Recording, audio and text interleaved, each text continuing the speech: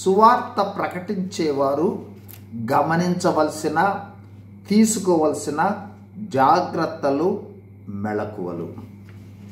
1. సువార్త ప్రకటన మనకు గొప్ప ఆజ్ఞ.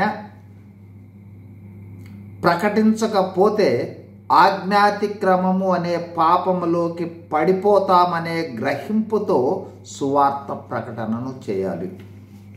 2.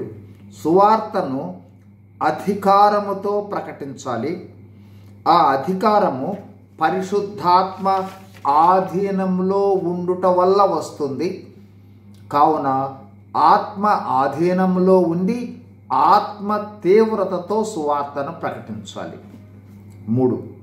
మానవుల పక్షముగా దేవుని ప్రేమ కలిగి దైవ ప్రేమతో సువర్తమానమును అందించాలి. 4. సువార్తలో యేసు ప్రభు మరణ, భూస్థాపన, పునరుద్ధానములను తప్పనిసరిగా కలిగి ఉండాలి.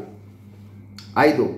రాకడను గురించిన సిద్ధపాటు, రాకడ సమయము వచ్చి ఆలస్యమవుతోందని తెలపాలి. 6. సువార్త వినుటకు మరో అవకాశము వినేవాళ్లకు ఉండదేమో, అదేవిధంగా చెప్పేవాళ్లకు కూడా ఉండదేమో అనే ఆత్మ తీవ్రత కలిగి ప్రకటించాలి. 7. సువార్త ప్రకటన ముగింపులో రక్షకుని యొక్క ఆహ్వానాన్ని తెలియచేయాలి. 8.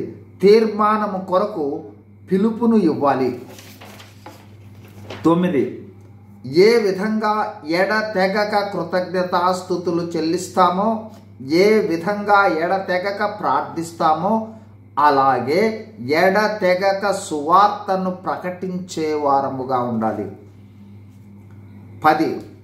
మనకు దేవుడిచ్చిన సువార్త ఎలా, ఎంతమందికి మనము ప్రకటించామో ఆ లెక్క దేవుడు అడగబోతూ ఉన్నాడనే గ్రహింపును కలిగి ప్రకటించాలి. చివరిగా అన్నింటికన్నా ముఖ్యము ఆత్మ ఆధీనములో ఉండి ప్రకటించాలి. ఆత్మ తీవ్రతతో ప్రకటించాలి. ఆత్మ నడిపింపు ప్రకారమే ప్రకటించాలి.